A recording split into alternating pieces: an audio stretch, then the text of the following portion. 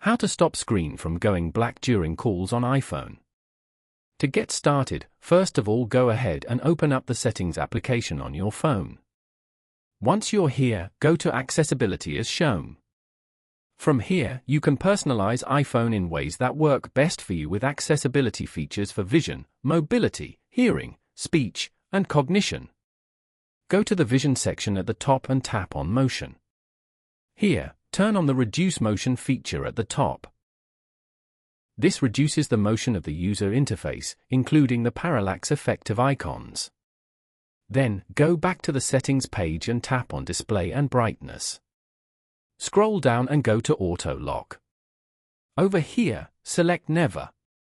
This means that your phone will never auto-lock. Note that your phone may use more energy with this setting.